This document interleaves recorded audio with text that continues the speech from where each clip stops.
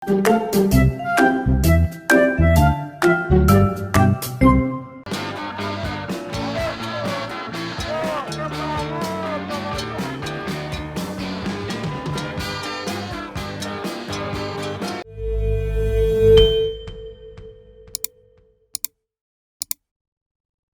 tim Arum Jeram yang belum terbiasa berinteraksi dengan kobra penyembur atau Najas Putatrik.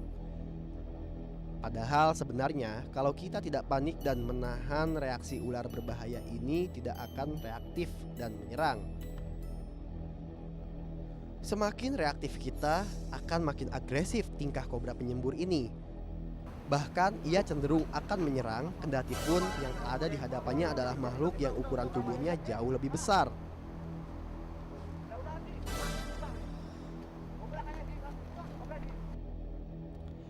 Rupanya kobra penyembur yang menghadang teman-teman sudah tampak marah. Hal ini akibat sikap reaktif yang membuat ular berbahaya ini menjadi agresif dan cenderung menyerang. Nyembur, hati-hati. Untuk mendekati Najas Putatrik atau kobra penyembur ini, saya harus menjaga jarak jangkau semburan racun bisanya serta memperhatikan arah angin. Karena semburan racun bisa kobra akan semakin jauh dan berbahaya jika terkena dorongan angin. Galak banget kobra. Pol ini galak ini. Tetap tenang dan tidak terburu-buru menjadi cara yang paling efektif untuk dapat mendekati dan berinteraksi dengan ular berbahaya ini. Karena kobra sangat peka sekali terhadap setiap gerakan yang ada di depannya. Bahkan ia akan menganggap benda yang ada di depannya sebagai musuh atau mangsa jika terlalu reaktif. Bagi. Hati-hati. Nah lihat ini. Ular kobra pun bisa tenang tuh. Nggak kayak tadi awal pertama dia galak banget. Hey. Lihat nih. Ular ini besar banget. Karena biasanya kobra yang biasanya ditemuin ya, kobra liar kecil, paling sebesar ini. Tidak mudah memang mengendalikan seekor kobra penyembur yang sudah sangat marah. Bahkan ia selalu memperhatikan dan mengikuti setiap gerakan saya. Tatapan mata kobra yang cukup tajam membuat ular ini sangat berbahaya dan sewaktu-waktu bisa menyerang dan menyuntikkan racun bisanya jika saya lengah sedikit saja.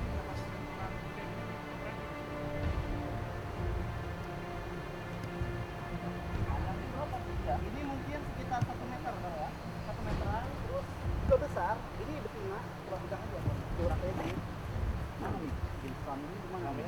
Nggak bisa kelihatan, cuma tuh kalau misalkan dipencet, dia ada cirinya aja. Kalau misalkan dipencet, keluar ini putihnya itu cewek. Jadi kalau misalkan dilihat keluar apa?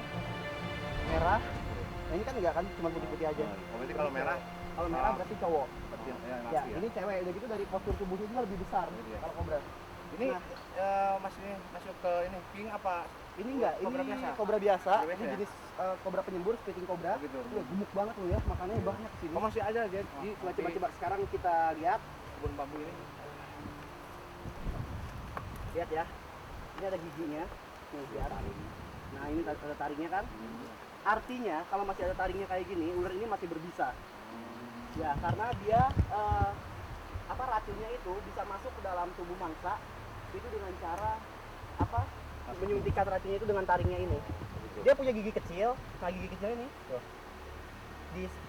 dilindungin sama Tapi manjang itu di. yang panjang cuma ini aja. Yang muncul cuma taringnya aja ya. Taringnya dua ya. Ini dua tuh. Wes, keluar ya? Nyembur ya? Lihat kan? Ya, itu artinya ular ini memang masih pol bisanya, masih liar banget. Oke. Oke, kalau misalkan mau lihat racunnya, Kalau kita kena gigit, ini kalau misalkan kita sampai kena gigit, terutama kan teman-teman di sini suka bermain di adventure ya, di alam ya, petualangan ya. lewat kebun-kebun gini Ya, lewat kebun-kebun gini takutnya keinjak ularnya kayak gini, Iya, karena iya. itu mungkin bisa bengkak, terus lama-lama bisa busuk. Ya. Merusak sel darah sama menyerang sel pernapasan, jadi kita bisa sesak napas. Caranya kalau misalnya gigit ular kayak gini, itu kita ikut aja cari pakai tali kayak Ikat gitu ini, ya, buat perjalanan darah. dan itu bisa tahan sampai 2 hari biar punya diobatin. Tapi tetap harus ke rumah sakit karena racunnya ini hanya bisa dilumpuhkan dengan penin atau serum anti bisa ular, sabu namanya kalau di rumah sakit. Nah, sekarang kalau misalkan pengen lihat bisanya, kita bisa sedikit tekan bagian kantung bisa, coba pegangin Bang. Tolong. Sekarang ini ada kantung bisa di kanan kirinya. Besarnya sebesar kacang ya, kacang anak ya. Ya, kalau kita tekan bagian ini bisanya keluar. Racun, neurotoksin, dan hemotoksin yang berada di dalam kandungan bisa ular kobra merupakan senyawa kimia, protein, dan zat-zat lain yang berasal dari sari-sari makanan yang dikonsumsi oleh ular kobra. Kandungan hemotoksin dalam racun ular kobra memiliki enzim pemecah protein yang dapat menyebabkan kerusakan pada sel-sel darah sehingga terjadinya penggumpalan darah. Jangan sampai kena kulit, jangan sampai kena mata. Bahaya ini. Kalau kena mata, kena kulit langsung, Cuci aja langsung pakai air dingin, aman. Tapi kalau misalnya kena kulit, biasanya iritasi kalau yang luar biasa. Gatal-gatal kalau digaruk bisa luka juga. Nah, sekarang gimana kalau kita lanjutin lagi, terus ularnya kita lepas lagi ya? You know you drive me up a wall the way you make good all the nasty tricks you pull. Seems like we're making up. Tim yang bertemu dengan ular kobra saat berjalan menuju ke pinggir sungai. Sekarang saya dan teman-teman kembali mempersiapkan peralatan termasuk memompa dan memeriksa tekanan angin perahu karet. Hal ini dilakukan untuk menjaga kestabilan perahu dan keselamatan kami selama mengarungi Sungai Citanduy. Nah, sebelum turun ke sungai, lagi-lagi tim Skyper kembali memberikan briefing tentang cara dan teknik olahraga arum jeram, termasuk bagaimana cara mengendalikan perahu saat melintasi jeram dan mengendalikan istilah-istilah yang bisa digunakan dalam olahraga beresiko tinggi ini. ini boom ada dua ya. Ada boom rintangan. Kalau ada misalkan rintangan yang ngedorong ke sungai, ada boom juga dijeram. Ya, maksudnya yang untuk pindah kanan. Ini semua pindah kanan, berarti sebelah kanan tidak berubah. Boom.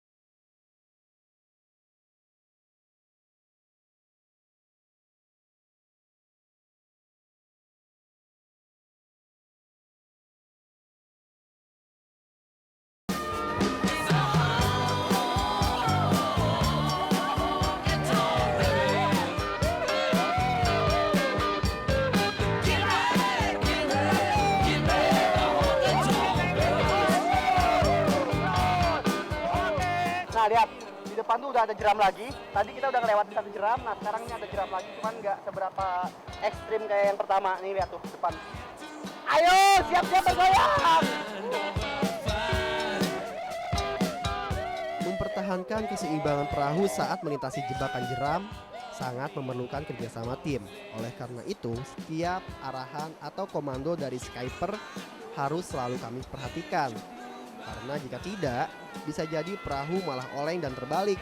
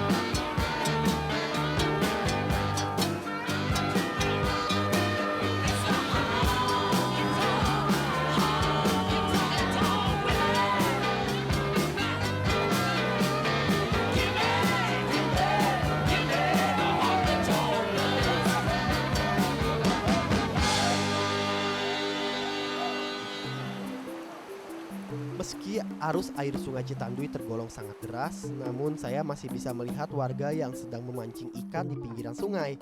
Padahal air deras seperti ini biasanya kurang disukai oleh ikan. Pak, dapat ikannya? Belum. Itu apa tuh?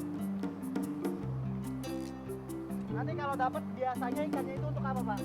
Dijual atau dimakan sendiri? Oh gitu. Tapi kalau dapat banyak tetap dimakan sendiri. Dan dijual.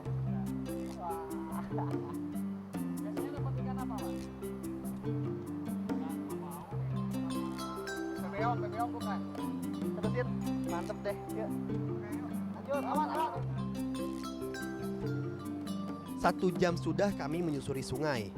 Selama 1 jam pula, saya dan teman-teman beberapa kali sempat kehilangan kendali perahu akibat terhempas derasnya air saat melintasi jeram-jeram Citanduy.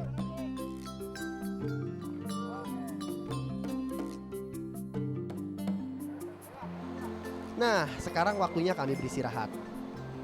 Bekal makanan yang kami bawa tidaklah banyak, mengingat daya angkut perahu yang terbatas. Sehingga untuk memberi energi baru, saya dan teman-teman memakan biji petai Cina. Katanya sih, biji petai Cina ini mengandung protein nabati yang cukup tinggi. Nah, ini kita lagi makan namanya petai Cina. Kalau di daerah Jawa Barat, terutama di Tasikmalaya, ini namanya petai selong. Petai itu artinya petai, selong itu apa ya? Belok kali ya? Ya kali. Yang kering ini ditumbuk sih. Yang kering itu bisa ditumbuk, terus dihaluskan, ini diseduh pakai air panas, dijadikan obat untuk obat asam urat. Oke. Ya. Ini bagus jadi obat ternyata, tapi Nah, yang kering ini di sini. Nah, ini. oh iya yang betul.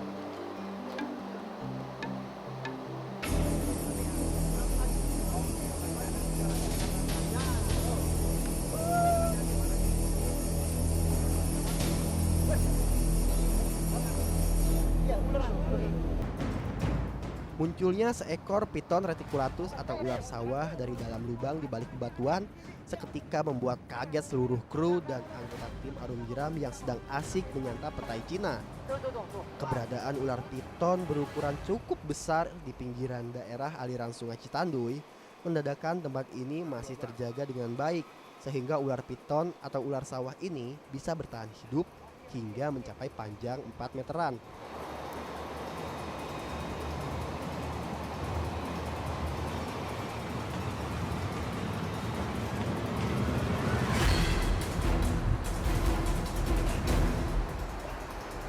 Wah, lihat teman-teman nih. Ada, udah. Kena. Oke. Wah, ternyata, lihat. Ini habitat ular sajak kembang ternyata. Ular sajak kembang bisa ditemukan di berbagai daerah dari tempat, mulai dari hutan, tepian sungai, rawa, hingga daerah perkampungan. Dan bahkan beberapa kejadian sempat menemukan ular piton reticulatus sajak kembang ini di tengah-tengah kota. Naluri untuk bertahan dengan cara menyerang bisa saya lihat dari gerak-gerik ular yang satu ini. Ular yang hidup liar di alam memiliki kecenderungan sifat yang sangat sensitif, sehingga tidak mudah untuk bisa mendekatinya. Bahkan ia akan memilih menyerang jika merasa terganggu. Bagi ular piton yang tergolong dalam jenis ular tidak berbisa, dalam pertahanan hidup di alam liar ia memanfaatkan kekuatan otot tubuh dan gigi-gigi tajamnya untuk berburu mangsa atau bertarung dengan predator.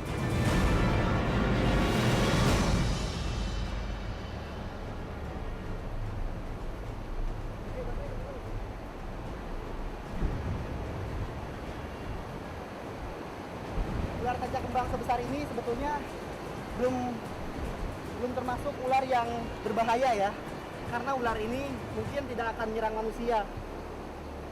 Tubuhnya masih terlalu kecil dan ia hanya memakan makanan yang kecil pula, seperti ya mungkin musang, terus tikus ataupun ayam hutan yang dia temukan di hutan. Stop.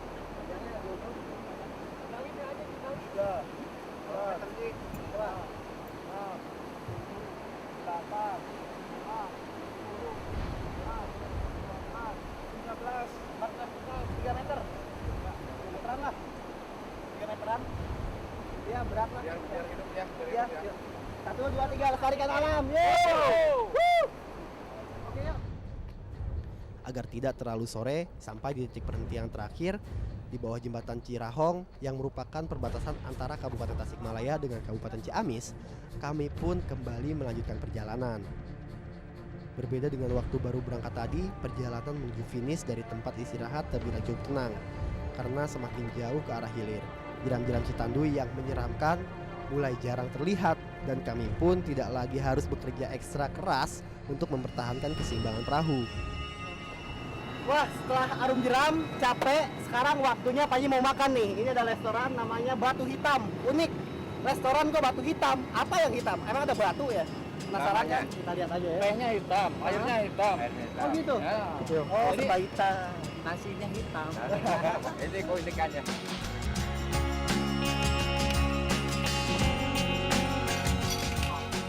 Setelah puas berarum jeram mengarungi sungai Citanduy, sekarang waktunya kita mengisi perut dengan makanan khas Sunda tentunya.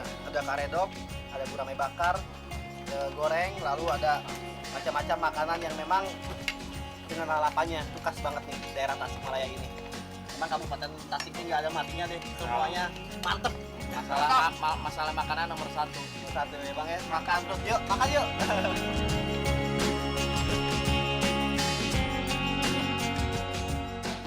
Kekompakan dan disiplin menjadi kata kunci dalam